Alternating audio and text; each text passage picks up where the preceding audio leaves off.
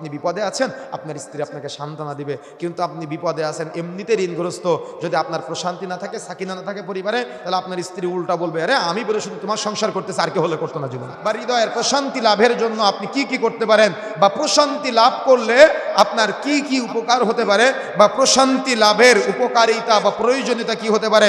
তার মধ্যে 1 নম্বর, সাকিনা, হৃদয়ের প্রশান্তি আপনার ঈমান বৃদ্ধি করবে। যত আপনার হৃদয়ে প্রশান্তি থাকবে, হিংসা থাকবে না, গীবত থাকবে না, তহমত থাকবে না। নিজেকে নিজে চিন্তা করবেন, না আমি তো অমুক জায়গায় অপরাধ করেছিলাম, হাত দিয়ে যখন অজু করতেছি আমি তখন স্মরণ করলাম, আল্লাহ এই অজুর সময় স্মরণ করতেছি, আল্লাহ তুমি আমার পাপগুলোকে ক্ষমা করে দাও। অজুর পানির সাথে ঝরে ঝরে পড়ে যাবে, সুবহানাল্লাহ। যখন আমি সাজদায় যাব, সাজদায় গিয়ে স্মরণ করবো, আল্লাহ আমি অমুক অমুক জায়গায় অপরাধ করেছিলাম, আল্লাহ তুমি আমার অপরাধগুলোকে ক্ষমা করে দাও। সাজদায় আপনার গুনাহ ক্ষমা হয়ে যাবে, সুবহানাল্লাহ। এটা হলো সাকিনা। রবের সাথে যত আপনি কথা বলতে পারবেন, তত আপনার হৃদয়ে প্রশান্তি বাড়বে। 2 নম্বর, আল্লাহর আনুগত্য অবিচল থাকা। যত আপনি সাকিনা হৃদয়ে প্রশান্তি পাবেন, তত আল্লাহর আনুগত্য করে আপনি প্রশান্তি ফিল করবেন, হৃদয়ে তৃপ্তি পাবেন, হৃদয়ে আনন্দ, অন্যরকম একটা উৎফুল্ল থাকবে।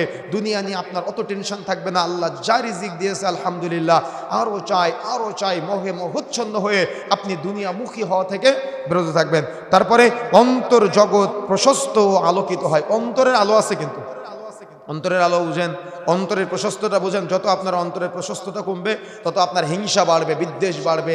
যত আপনার অন্তরে আলো থাকবে না, তত আপনার অন্তরে অন্ধকার ছড়াবে। অন্ধকার আপনার অন্তরকে গ্রাস করে ফেলবে, আপনার অন্তরকে একেবারে দুমড়ে মুচড়ে নষ্ট করে ফেলে দেবে।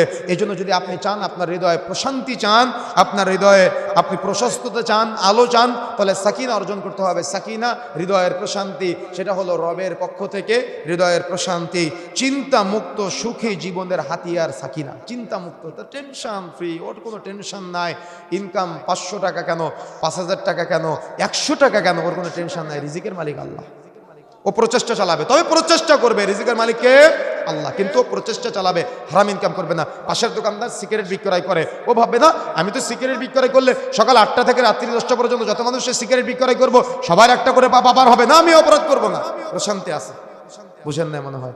সবাই আমার বাজারে সবাই সিনেমা দেখায় চায়ের দোকানে, কিন্তু আমি আমার চায়ের দোকানে সিনেমা দেখাবো না, আমার ইনকাম কম হোক। এটা হৃদয়ের প্রশান্তি।